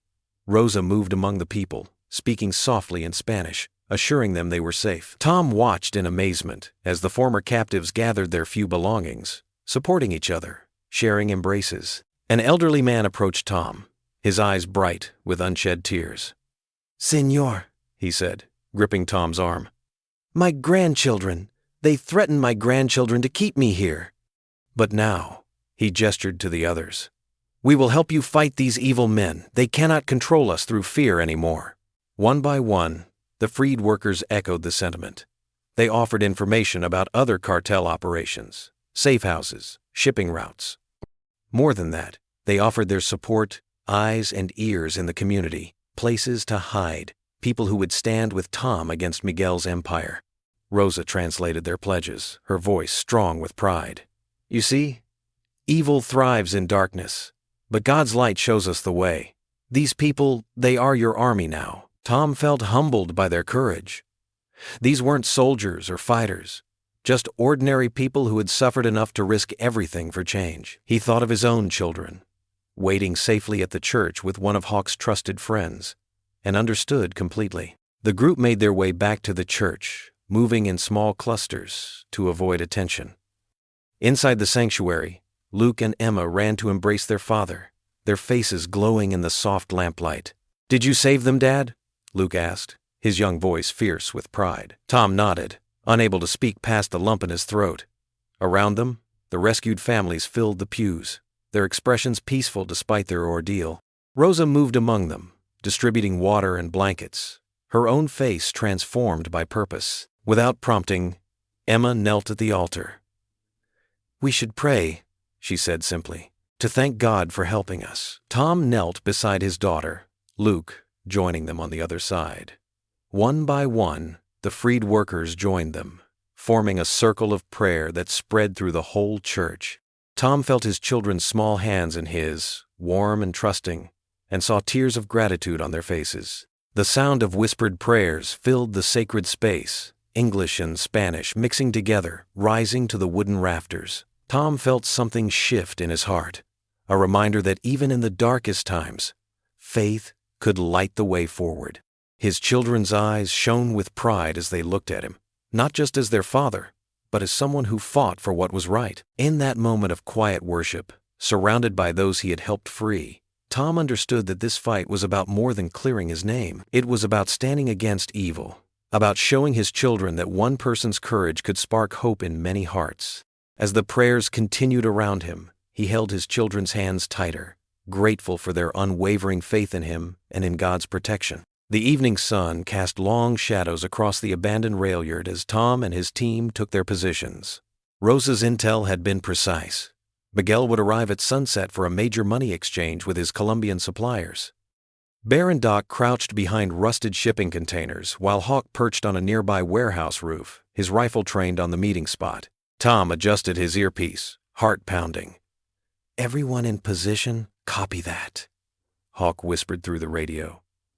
"I've got eyes on the south entrance. Doc and I are ready on the west," Bear confirmed. Through his binoculars, Tom watched 3 black SUVs roll into the rail yard. The vehicles moved slowly, their headlights cutting through the growing darkness. Miguel stepped out of the middle SUV, flanked by 4 armed guards. He wore an expensive suit and carried himself with the arrogance of a man who believed himself untouchable. "Target confirmed," Tom murmured. "Wait for my signal." 2 more vehicles appeared from the opposite direction, the Colombian buyers. Tom's fingers tightened around his rifle as he watched men carrying metal briefcases approach Miguel's group. The exchange was about to begin. "Now!" Tom commanded. Hawk shot cracked through the air, taking down Miguel's lead guard. Before the others could react, Bear and Doc opened fire from their position, forcing the cartel members to scatter. Tom sprinted forward, keeping low as bullets whizzed past. "Get down!" he shouted as Miguel's remaining guards returned fire. The Colombians fled in their vehicles, leaving the money behind. Miguel dove behind an SUV, shouting orders in Spanish. Bear tossed a flashbang grenade, its explosion temporarily blinding the cartel members. Tom used the confusion to close in, taking down 2 more guards with precise shots. Doc provided covering fire while Hawk picked off anyone trying to escape. "He's running!" Hawk's voice crackled through the radio. Miguel had abandoned his men, sprinting toward a maze of train cars. Tom pursued, his boots pounding against gravel. He could hear Miguel's labored breathing ahead, the cartel boss's expensive shoes ill-suited for running. They weaved between rusted metal, the chase leading deeper into the rail yard. "Stop!" Tom commanded, but Miguel kept running. Ahead, a chain-link fence blocked the escape route. Miguel turned, drawing a pistol, but Tom was faster. His tackle sent them both crashing to the ground. They struggled in the dirt, Miguel fighting with desperate fury. He managed to land a punch to Tom's jaw, but Tom's military training prevailed. With a swift move, he disarmed Miguel and pinned him face down, securing his wrists with zip ties. "You're finished," Tom growled, pulling Miguel to his feet. Bear and Doc arrived moments later, weapons trained on the captured boss. Hawk maintained his position, ensuring no surprise reinforcements could intervene. "You think this changes anything?" Miguel spat blood from his split lip. "My people will free me. Your children will never be safe." Tom grabbed Miguel's collar, forcing him to look into his eyes. "Your reign of terror ends today. All those families you've destroyed, all those lives you've ruined, it stops now." They marched Miguel back to the exchange point, where several of his wounded guards lay subdued. The cartel boss's pristine suit was now covered in dirt and blood, his carefully maintained image of power shattered. "Please," Miguel's voice cracked, his arrogance finally breaking. "I can give you money, more than you can imagine. Let me go, and I'll leave your family alone forever." Tom forced Miguel to his knees. The man who had terrorized so many, who had threatened Tom's children, now looked small and pathetic. Tears streamed down Miguel's face as he begged in both English and Spanish, promising anything and everything for his freedom. Bear stepped forward, his massive frame looming over Miguel. "After what you did to those kids, you deserve worse than prison. Justice, not revenge," Tom said firmly, though his hands shook with suppressed rage. "We're taking him to the authorities. Let him face the law he thought he could corrupt." Miguel sobbed, his head bowed in defeat. The man who had ruled through fear and violence now knelt in the dirt, completely broken. Tom pulled out his satellite phone to call their FBI contact, the same one who had been building a case against Miguel's cartel for years. "Please show mercy," Miguel whimpered, but Tom turned away from his pleas. "Mercy was never showing your face at my home," Tom replied coldly. "Mercy was letting you live after you threatened my children. Justice is making sure you never hurt another family again." The team secured the area while waiting for law enforcement to arrive. Hawk descended from his perch, joining the others in guarding their prisoner. Miguel continued to alternate between begging and threatening, but his words fell on deaf ears. Tom looked at his brothers in arms, men who had risked everything to help him protect his family. They had fought with honor, choosing justice over vengeance. Despite the violence of the night, they had maintained their principles, their faith guiding their actions even in the darkest moments. The night air crackled with tension as Tom's convoy made its way down the deserted highway. 2 black SUVs flanked the armored transport vehicle carrying Miguel. Inside the lead car, Tom gripped the steering wheel, his children huddled in the back seat, with Rosa keeping watch over them. "It's too quiet," Bear muttered from the passenger seat, scanning the darkness with practiced eyes. His weathered fingers drummed against his rifle. Tom nodded, feeling the same unease. The highway stretched empty before them, bordered by dense brush and rocky outcrops that could hide any number of threats. In the rearview mirror, he caught glimpses of Luke and Emma's faces illuminated by passing streetlights. They looked scared but determined. "We're almost to the safe house," Hawk radioed from the rear vehicle. "Another 20 minutes. Rosa leaned forward, her face tense. "Miguel's men won't let him go easily. The world exploded. A massive blast rocked the lead SUV, sending it careening toward the shoulder. Tom fought the wheel as Bear shouted warnings. Through the chaos, he heard Emma's terrified scream and Luke's sharp intake of breath. "Contact left!" Doc yelled through the radio. "Multiple vehicles approaching!" Gunfire erupted from the darkness, bullets pinging off the reinforced metal. Tom swerved hard, trying to keep the vehicle steady, as more explosions lit up the night behind them. In the transport van, Miguel's cruel laughter carried over the din. "Down!" Rosa commanded, throwing herself over Luke and Emma as the back window shattered. Glass rained down around them as she shielded the children with her body. Tom's training kicked in. "Bear, return fire. Hawk, status?" "Taking heavy fire," Hawk's voice crackled. "At least 30 tangos in pursuit. They've got technical vehicles with mounted guns." More explosions rocked the convoy. Through smoke and muzzle flashes, Tom glimpsed pickup trucks loaded with armed men swarming from side roads. They'd been waiting, he realized with cold dread. This was a coordinated ambush. "Daddy!" Emma cried out as another blast nearly threw them off the road. "Stay down, sweetheart," Tom called back, his heart racing. "Rosa's got you." Rosa held the children tight, whispering prayers in Spanish as bullets whizzed overhead. Luke had wrapped his arms around his sister, trying to be brave despite his trembling. Bear leaned out his window, firing controlled bursts at their attackers. "We need to get off this highway! They've got us boxed in!" A rocket-propelled grenade streaked past, exploding in front of them. Tom yanked the wheel hard, barely avoiding the crater. The transport van wasn't as lucky. It fishtailed wildly before Doc managed to straighten it. "They're trying to free Miguel!" Rosa shouted over the chaos. "The van is their target!" As if confirming her words, most of the attacking vehicles converged on the transport. Hawk's SUV took devastating hits, smoke pouring from its engine.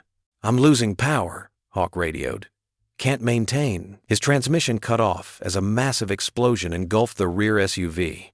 Tom watched in horror as it rolled several times before coming to rest on its side, flames licking the night sky. "Hawk! Doc!" Bear tried raising them on the radio. Only static answered. Tom's mind raced. His brothers were down. His children were in danger. And Miguel? The transport van disappeared in another fireball. When the smoke cleared, Tom saw cartel vehicles surrounding it. Armed men were already cutting through the doors. "No!" he roared. But there was nothing he could do. They were outnumbered, outgunned, and rapidly losing ground. A bullet punched through the windshield, missing Tom's head by inches. Bear returned fire, dropping 2 attackers, but more kept coming. The night had become a storm of gunfire and explosions. "Tom!" Rosa's urgent voice cut through his focus. "The children! We have to get them out!" She was right. They couldn't win this fight. His priority had to be protecting Luke and Emma. Tom spotted a narrow access road ahead. "Hold on!" he shouted, cranking the wheel hard. The SUV bounced violently as they left the highway, throwing up dust and gravel. More vehicles pursued them, but the rough terrain worked in their favor. The heavier technical trucks couldn't match their maneuverability. Tom's years of evasive driving training paid off as he weaved through the darkness. Then a sniper's bullet found their tire.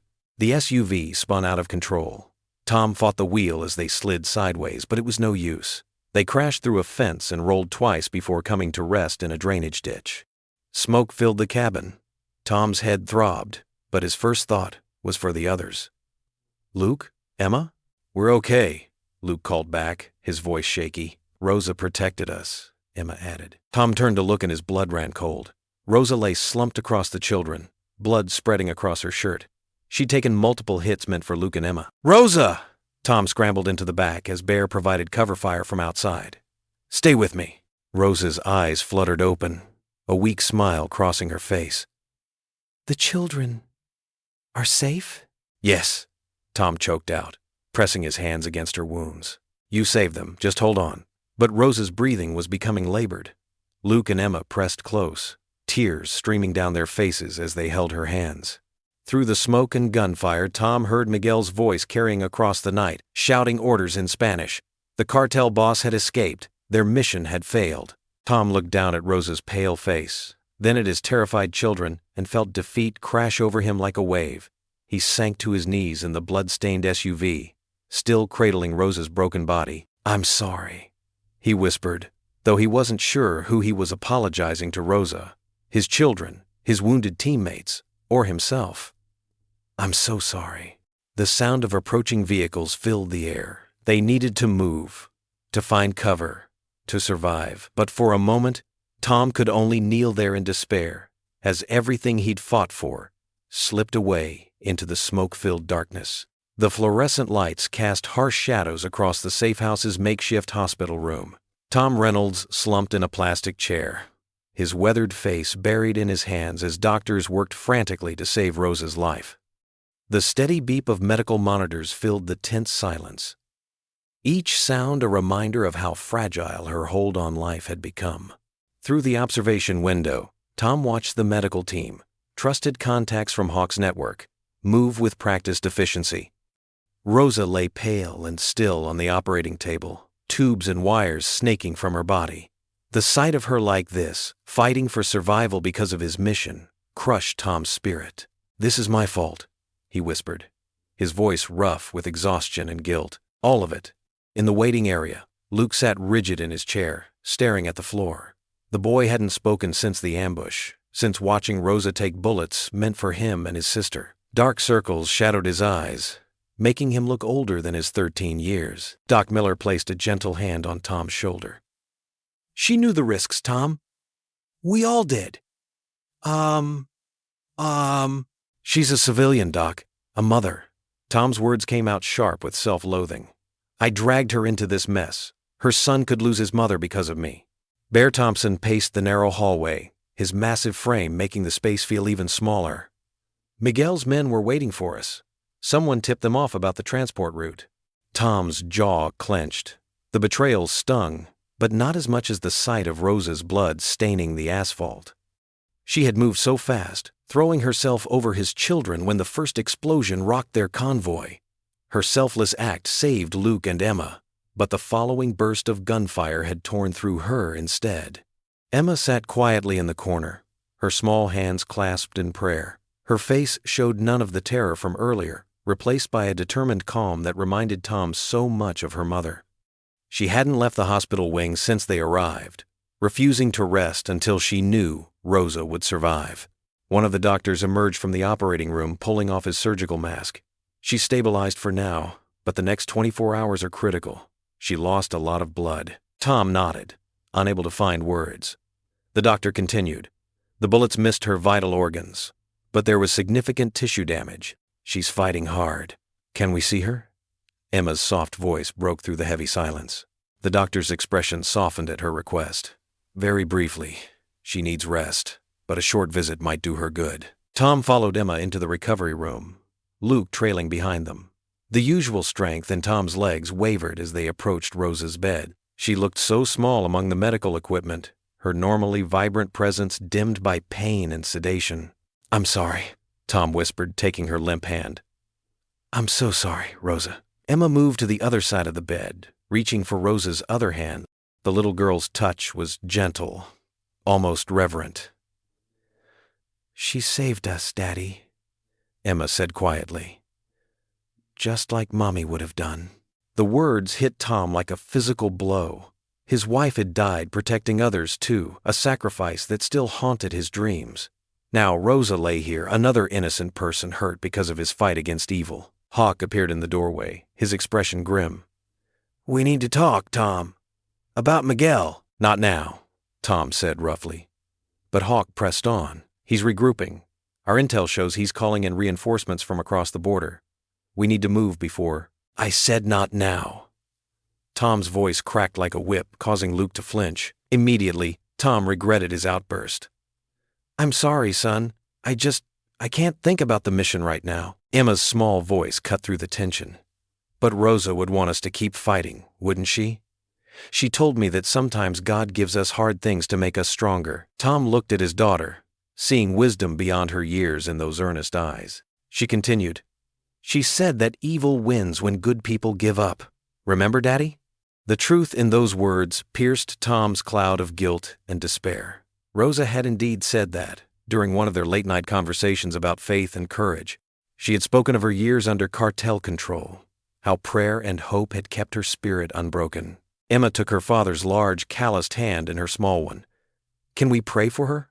Like we used to pray with Mommy?" Tom's throat tightened with emotion. He nodded, unable to speak. Emma closed her eyes, her voice clear and steady in the quiet room. "Dear God, please help Rosa get better. She's so brave and good, and we need her. Please give Daddy strength too, because he's scared even though he tries to hide it. Help us remember that you're with us, even when things are hard. Amen." The simple, heartfelt prayer washed over Tom like a cleansing rain. He looked at his daughter, this precious child who carried her mother's strength and faith, and felt something stir in his soul.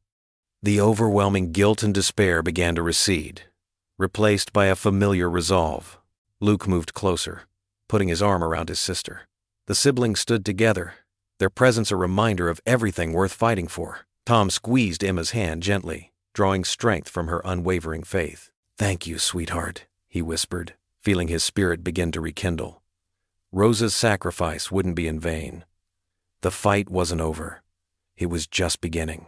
Hawk's truck kicked up dust along the dirt roads of San Miguel County, its engine growling as they passed one small ranch after another. Bear Thompson sat in the passenger seat, his massive frame making the cabin feel smaller than it was. His usual warm smile was replaced by a look of determination. "You sure about this, Hawk?" Bear asked, his deep voice gentle despite his imposing size. "These people have suffered under Miguel long enough," Hawk replied, his eyes fixed on the road ahead. "They're not just victims. They're warriors, waiting for their chance." The afternoon sun cast long shadows across the Texas landscape as they pulled up to their first stop, the Martinez family ranch. The modest house stood weathered but proud, with a tin roof that had seen better days. Outside, Carlos Martinez was fixing a tractor, his teenage sons helping nearby. When the truck rolled to a stop, Carlos straightened up, wiping grease from his hands. Recognition flickered across his face.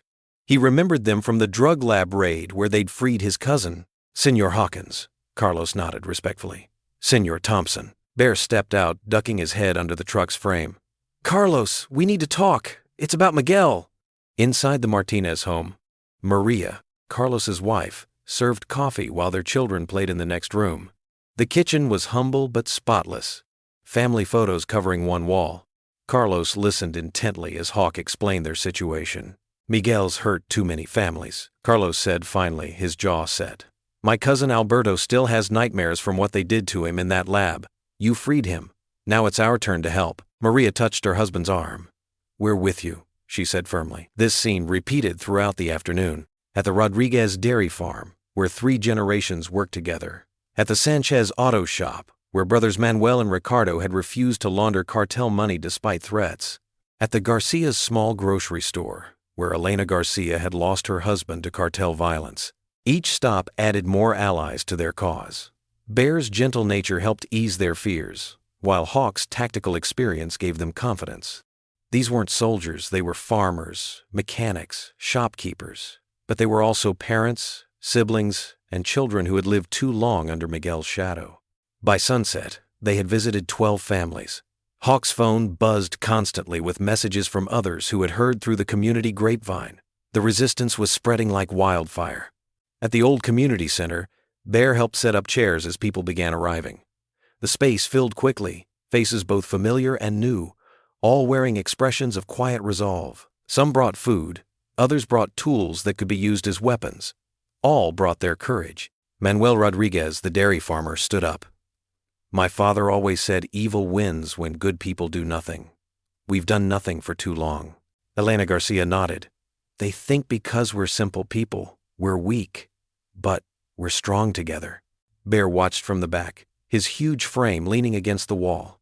He saw something in these people's eyes he recognized from his military days, the look of those who had found something worth fighting for. More trucks arrived outside, bringing families from neighboring counties. The community center hummed with determination as people shared stories, made plans, and promised support. What had started as a gathering became something more, a revolution of hope. When Tom arrived an hour later, having left Luke and Emma under Rose's care at the Safe House Hospital, he stopped in the doorway, stunned. The room was packed with faces he recognized from their previous missions, people they'd helped, families they'd freed, workers they'd rescued. Hawk approached him, a rare smile on his weathered face. These people have been waiting for someone to stand with them. Now they're ready to stand with us. Tom looked out across the room. Farmers with calloused hands, mothers who had hidden their children from cartel recruiters, young men and women who refused to accept a future ruled by fear. They weren't trained soldiers, but their spirits were just as strong. Carlos Martinez stepped forward, speaking for the group. "Senor Reynolds, you saved my cousin. You protected our children. Now, we fight together." The room erupted in agreement. Tom saw dozens of determined faces looking back at him. No longer victims, but allies. Each person there had a story of loss, of fear, of survival. But now they shared something else. Hope. Bear's deep voice carried across the room. "Remember what you told me in Afghanistan, Tom? Sometimes the greatest strength isn't in our weapons. It's in our unity." Tom looked out at the gathered crowd, at least 60 strong now, with more arriving. These weren't just supporters. They were a community rising up together. Their strength wasn't in tactical training or firepower, but in their unshakable resolve to reclaim their lives from Miguel's terror. The afternoon light streamed through the community center's windows, illuminating the faces of men and women who had decided that today was the day they would stand up. Tom realized that in their darkest hour, when all seemed lost, they had found something powerful. They were no longer alone. The hospital room was quiet, except for the steady beeping of monitors. Sunlight filtered through thin curtains, casting a soft glow on Rosa's pale face as she lay propped up against white pillows, though weak from her injuries. Her eyes burned with determination. Tom sat beside her bed, leaning forward in the uncomfortable plastic chair. His weathered face showed the strain of sleepless nights, but there was renewed purpose in his expression. Emma curled up in another chair nearby, her small hands clutching a worn Bible. "Miguel." Rosa's voice was barely above a whisper. "He has one last place. A fortress in the mountains that few know about." Tom reached for his notepad, his hand steady despite the exhaustion. "Tell me everything, Rosa." She described a hidden compound tucked into the remote hills, protected by steep cliffs on 3 sides and heavily armed guards. Her words came slowly, each detail carefully shared as if pulled from painful memories. "The North Road," she continued, pausing to catch her breath. "It's the only way in. But there's a service tunnel the workers use. It's how I escaped 3 years ago." Hawk stood at the window, his massive frame silhouetted against the light. He turned to face them, arms crossed. "Could be our way in. Better than charging the front gate." Bear and Doc entered quietly, carrying cups of coffee. They distributed them, the familiar scent filling the sterile room. Doc checked Rosa's vitals with professional efficiency while she spoke. "The tunnel entrance is hidden behind an old shrine," Rosa explained. "Santa Muerte. Miguel's men avoid it. They're superstitious." A ghost of a smile crossed her face. "That's why he never sealed it, even after I used it to flee." Tom sketched rapidly in his notepad as she described guard rotations, security systems, and blind spots.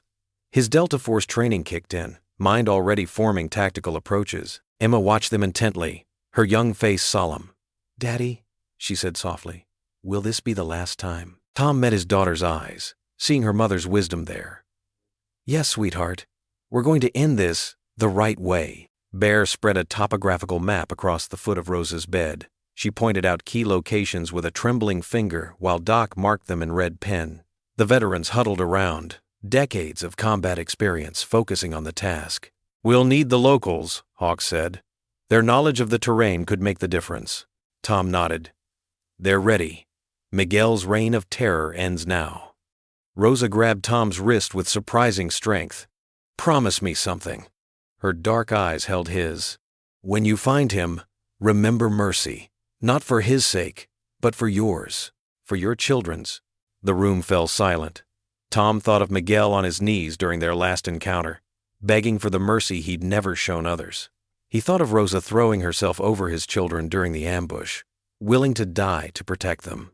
"I promise," he said quietly. "Justice, not vengeance." Emma moved to Rosa's bedside, taking her hand. The woman who had risked everything to help them had become like family. "We'll pray for you while you're getting better," Emma said with childlike certainty. Rosa squeezed her hand. "And I'll pray for your father and his men. God will watch over them." The team spent the next hour going over equipment and tactics. They would move at dawn, using the morning prayers at the shrine as cover for their approach. The local volunteers would create diversions at strategic points, drawing attention from their true objective. Bear cleaned weapons while Doc packed medical supplies. Hawk coordinated with their community supporters via secure channels. Tom sat with his notebook, methodically working through contingencies, determined to leave nothing to chance. Through it all, Emma remained by Rosa's side, sometimes reading Bible verses aloud, sometimes just holding her hand in comfortable silence. The bond between them was evident, two gentle souls, finding strength in faith and each other. As the sun began to set, casting long shadows through the window, Tom knew it was time. He stood, stretching his stiff muscles. "We need to get ready. Dawn comes early." The team gathered their gear efficiently, years of training evident in their precise movements. Tom hugged Emma tightly, breathing in the familiar scent of her hair. "You stay close to Luke at the safe house," he told her. "Mind what Pastor Daniel tells you, okay?" "Yes, Daddy." She hugged him fiercely. "We'll pray the whole time." Rosa reached out as they prepared to leave, her face serious but hopeful. "God go with you all," she said softly. Then she turned to Emma, who lingered by her bed. "Don't worry, Pequeña. I'll see you again when this fight is over." Emma's small hand remained clasped in Rosa's as the team filed out, their boots quiet on the hospital floor. The promise hung in the air between them, not just of reunion, but of a future free from fear. In the hallway, Tom shouldered his pack, checking his watch. In 8 hours, they would begin their final assault on Miguel's stronghold. His team was ready. Their local allies were in position. Most importantly, they had righteousness and prayer on their side. The setting sun painted the sky in brilliant oranges and purples as their convoy of trucks pulled away from the hospital. Tom caught a last glimpse of Emma waving from Rosa's window before they turned onto the main road. He touched the small cross he wore around his neck, his wife's final gift, and whispered a prayer of his own. Dawn painted the sky in shades of pink and gold as Tom Reynolds and his team took their positions around Miguel's mountain fortress. The compound sat like a concrete beast against the rocky terrain, its high walls topped with razor wire and armed guards. Tom's heart pounded as he thought of his children, safe with Rosa, waiting for this nightmare to end. "Everyone in position?" Tom whispered into his radio. "West side, ready," Hawk's voice crackled back. "East side set," Bear confirmed. "South team standing by," Doc added. Around the perimeter, dozens of villagers who'd suffered under Miguel's reign gripped their weapons with determination. They weren't soldiers, but their courage ran deep. Tom had spent days training them in basic tactics, surprised by their quick learning and fierce resolve. "Remember," Tom broadcast to all channels, "we go in clean and careful. No unnecessary risks. These people have families to return to." He checked his watch. 6:00 a.m. time. "Lord, guide our hands," Tom prayed softly, then spoke into his radio. "Execute." The morning erupted. Explosive charges planted by Bear the night before ripped through the compound's outer wall. The boom echoed off the mountains as concrete chunks rained down. Guard towers erupted in flames as Hawk's team launched their assault. Tom led his group through the breach, smoke swirling around them. Gunfire crackled from multiple directions. He spotted cartel gunmen scrambling for cover, shouting in Spanish. The villagers moved with surprising discipline, providing covering fire while others advanced. "Main building, second floor," Doc's voice came through the radio. "I've got eyes on Miguel." Tom's pulse quickened. "Copy that. Bear, take the ground floor. Hawk, secure our exit. I'm going up." He sprinted across the courtyard, bullets kicking up dust at his feet. 2 cartel members emerged from a doorway. Tom dropped and rolled, coming up firing. Both men fell. The sound of battle surrounded him. Shouted commands, explosions, the sharp report of rifles. Inside the main building, Tom took the stairs 2 at a time, his rifle ready. The second floor was a maze of offices and meeting rooms. A burst of gunfire splintered the wall beside his head. Tom dove through a doorway as more rounds tore through the space he'd just occupied. "Miguel!" he shouted. "It's over, Reynolds." Miguel's voice carried down the hallway. "You're a fool! I offered you mercy before!" Tom moved carefully forward, checking each room. "Your kind of mercy comes with too high a price." "Everything has a price." Miguel fired again, the shots wild. "Your children's lives, your freedom. I could have given you everything." "You don't understand," Tom replied, getting closer. "Some things aren't for sale. Honor, faith, justice." He reached the end of the hall where double doors marked Miguel's office. Tom could hear movement inside, furniture being dragged. The cartel boss was desperate now. "Doc, status?" Tom whispered into his radio. "Building is nearly secured. Local police are 5 minutes out." Tom took a deep breath. "Miguel, last chance. Surrender now." The answer came in another burst of gunfire through the door.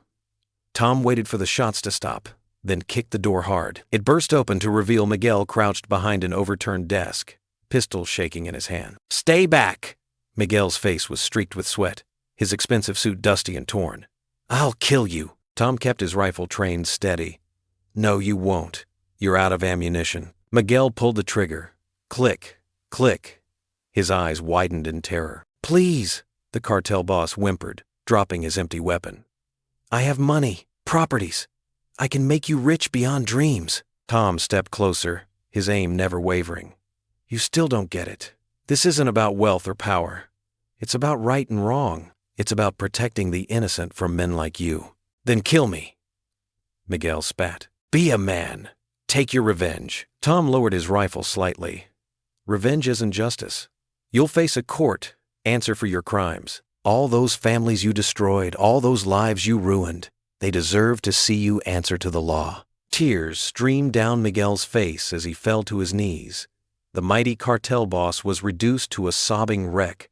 "I don't want to die in prison." "You should have thought of that before you took my children." Tom pulled out handcuffs. "Miguel Ortega, you're under arrest." The sound of approaching sirens filled the air as Tom secured the cuffs. Through the window, he could see police vehicles arriving, their lights flashing in the morning Sunday. The battle was over. Justice, not vengeance, had won the day. "Tom, police are coming up." Hawk's voice came through the radio. "We're clear down here. The compound is secured." Tom looked at the broken man before him, remembering all the pain and fear of the past weeks. But instead of satisfaction, he felt only peace. His children were safe. The innocent were protected, and he had kept his honor intact. "Copy that," Tom replied, keeping one hand firmly on Miguel's shoulder. "Tell them we're ready." The sound of boots on stairs echoed through the building as law enforcement approached. Soon, this chapter would end, not with bloodshed, but with justice. Tom whispered a quiet prayer of thanks as morning light streamed through the window, marking the dawn of a new day. The morning sun climbed higher over Miguel's mountain fortress as police sirens wailed in the distance. Tom Reynolds stood watch over the handcuffed cartel boss, who sat slumped against a wall, his expensive suit now covered in dust and blood from the battle. Miguel's eyes, once filled with cruel arrogance, now darted around like a trapped animal's. "They're coming for you," Tom said quietly. His weathered face showed exhaustion from the fight, but his stance remained steady. Behind him, Hawk and Bear kept their weapons trained on Miguel, while Doc tended to minor injuries among their civilian volunteers. The sound of helicopter rotors grew louder. 3 police choppers appeared over the ridge, followed by a convoy of FBI vehicles winding up the mountain road. Tom felt Luke and Emma press against him from either side. He wrapped his arms around them, his heart swelling with relief that they were safe. "It's okay now," he whispered to his children. "The good guys are here." FBI agents in tactical gear swarmed the compound, securing the scene. Tom recognized the lead agent, Sarah Martinez, from his military days. She strode toward them, her badge glinting in the morning light. "Tom Reynolds," she called out, her expression professional but warm.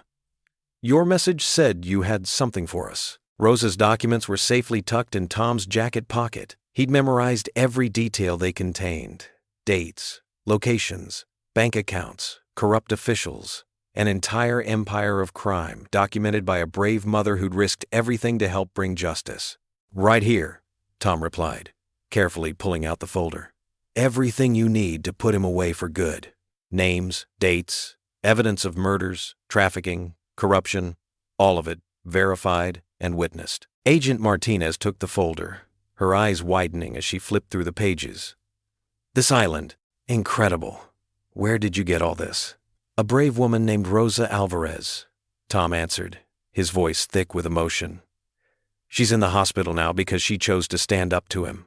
She's a hero." Miguel sneered from his place on the ground. "That traitor will pay." "Shut up," Bear growled, taking a menacing step forward. The cartel boss fell silent. More agents approached with evidence bags, collecting weapons and documents from Miguel's office. Tom watched as they photographed everything, following proper procedure. This time, there would be no legal loopholes for Miguel to slip through. Luke tugged at Tom's sleeve. "Dad, look." He pointed to the road where more vehicles were arriving. News vans. Behind them came a stream of cars and trucks filled with people from the surrounding villages. Families Miguel had terrorized for years, now coming to witness his downfall. Emma's face lit up as she spotted familiar faces in the crowd. "There's Maria and her mom, and Mr. Rodriguez from the church." The villagers gathered at a safe distance, held back by police tape. Their voices rose in a mix of Spanish and English, calling out thanks to Tom and his team. Some were crying, others praying, many simply staring in disbelief at the sight of Miguel Ortega in handcuffs. Agent Martinez finished reviewing the documents and walked over to Miguel. "Miguel Ortega, you're under arrest." She began reading him his rights as two agents hauled him to his feet. "You think this is over?" Miguel spat, struggling against his restraints. "My organization is bigger than me. They will—" "Your organization is finished," Agent Martinez cut him off. "While this raid was happening, we hit 27 locations across 3 states. Your lieutenants are in custody. Your accounts are frozen. We have your books, your contacts, everything." She smiled coldly. "Rosa's documents didn't just implicate you." Tom watched as the color drained from Miguel's face. For the first time, real fear showed in the cartel boss's eyes. He seemed to shrink as agents led him toward an armored transport vehicle. Hawk clapped Tom on the shoulder.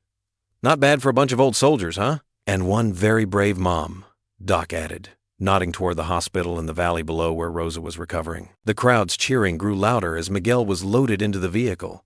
Women were crying, hugging their children. Men who had lived in fear for years stood tall, their shoulders straight. Tom saw elderly couples crossing themselves, whispering prayers of thanks. Bear wiped his eyes, trying to hide the tears. "Dust," he muttered gruffly. But everyone knew better. Tom felt Emma's small hand slip into his. "Daddy, can we go see Rosa now? To tell her it worked?" "Soon, sweetheart," he promised. Very soon, Agent Martinez returned, holding out her hand to Tom. "Thank you, Reynolds. You and your team. What you've done here." She shook her head in amazement. "This will save countless lives." The armored vehicle carrying Miguel began its descent down the mountain, escorted by police cars with lights flashing. The crowd's cheers reached a crescendo. Years of terror were ending before their eyes. Luke looked up at his father. "Is it really over, Dad?" Tom pulled both his children close, feeling the morning sun warm on his face. The weight of fear and worry that had pressed down on him since that terrible day at the gas station finally lifted from his shoulders. He could breathe freely again. "It's finally over," he whispered, holding them tight as the crowd continued to celebrate around them. The aroma of fresh-baked bread and Rosa's signature enchiladas filled Tom's kitchen on a warm Sunday afternoon. Sunlight streamed through the windows, catching dust motes that danced in golden shafts above the dining table. The house buzzed with the kind of warmth that only comes from having it full of loved ones. Rosa moved carefully but confidently around the kitchen, her healing wounds no longer requiring bandages.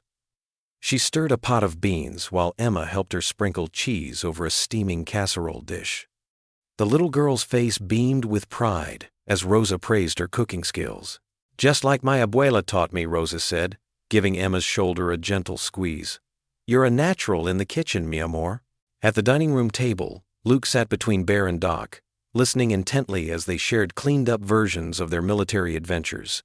Bear's deep laugh rumbled through the house as he described a training exercise gone comically wrong. And there I was, Bear chuckled, spreading his massive hands. Stuck in the mud up to my waist with the sergeant major walking by? Luke's eyes widened. What did you do? What could I do?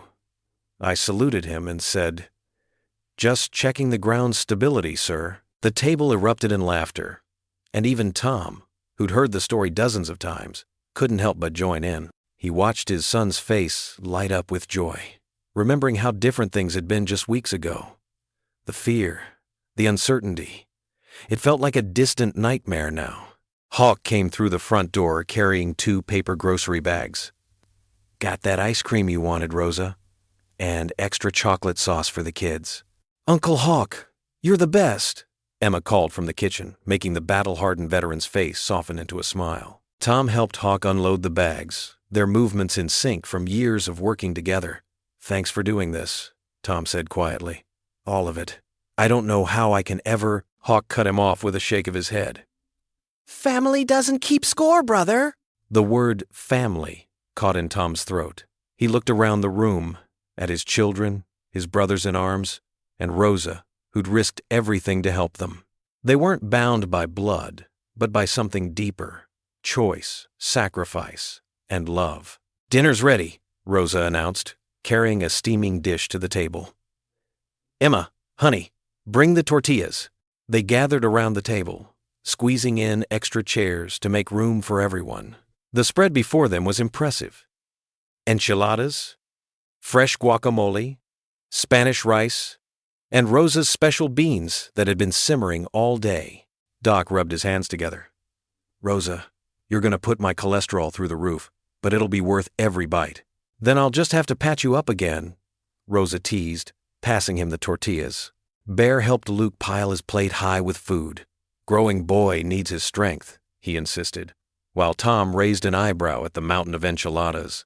The conversation flowed easily, punctuated by laughter and the clink of silverware. Emma told stories about her piano recital, while Luke excitedly discussed his baseball team making it to the finals. The adults listened intently, asking questions and offering encouragement. You should have seen Luke's catch last game, Tom said proudly. Diving into left field like a professional. Luke blushed, but sat up straighter. Dad's been helping me practice every evening. Just like old times, Hawk noted softly. And they all understood what he meant. Before the kidnapping. Before Miguel. Before their lives had been turned upside down. As the meal wound down, Rosa brought out her homemade flan for dessert, along with the ice cream Hawk had brought. The sweet aroma mixed with the cooling evening air drifting through the open windows. Miss Rosa, Emma said between bites of flan, will you teach me how to make this too? Of course, mi pequeña. Next Sunday? Rosa glanced at Tom, who nodded gratefully. These weekly dinners had become their new tradition, a way to hold on to the bonds forged in crisis. The sun began its descent, painting the Texas sky in brilliant oranges and pinks. Doc helped clear the plates while Bear regaled the children with one last story. Hawk and Tom stepped onto the back porch for a moment, watching the sunset. You know, Hawk said, I always envied what you had here. A home, kids, purpose beyond the mission. He paused. But now I realize I've had family all along. Just took some hard times to see it. Tom clasped his friend's shoulder, words unnecessary between them. Inside, Rosa was teaching Emma a traditional Mexican blessing, their heads bent together over the table. Luke listened too, his young face serious as he tried to pronounce the Spanish words. Bear and Doc exchanged knowing looks. They'd seen too much darkness in their lives not to recognize the light when they found it. Time for evening prayers, Tom announced, returning inside. It was their tradition, one that had sustained them through the darkest days. They gathered in the living room, forming a circle naturally. Emma slipped her small hand into Tom's right hand, while Luke took his left. Rosa stood between the children, her eyes bright with unshed tears of joy. Bear, Doc, and Hawk completed the circle, their weathered hands linking with the others. The last rays of sunlight painted the room in warm gold as Tom bowed his head. His voice, strong and sure, filled the quiet space. Lord, we thank you for this day, for this food, and most of all, for bringing us together. Thank you for protecting us, for giving us strength when we thought we had none, and for showing us that family comes in many forms. Thank you for second chances and new beginnings. Thank you for Emma and Luke, for my brothers who never wavered, and for Rosa, who taught us about courage and forgiveness. Tom's voice wavered slightly as he pulled his children closer, feeling their warm presence against his sides. Thank you for bringing us through the storm and into this moment of peace. Help us remember that with faith, love, and each other, we can face whatever comes our way. Amen. Amen, they echoed, the word carrying all their shared experiences, fears, triumphs, and hopes. As they stood there, the Texas sunset painting everything in soft golden light, Tom held his children close. Emma leaned her head against his chest while Luke stood tall beside him, stronger for all they'd been through. Around them, their chosen family, Bear, Doc, Hawk, and Rosa, formed a circle of protection and love that no force could break. What would you do if you were in their place? Comment your answer below, and let's see how you'd rewrite the ending. If you enjoyed the story of Tom Reynolds, I handpicked the next story that you will enjoy. Please don't miss this one. Click here to watch it.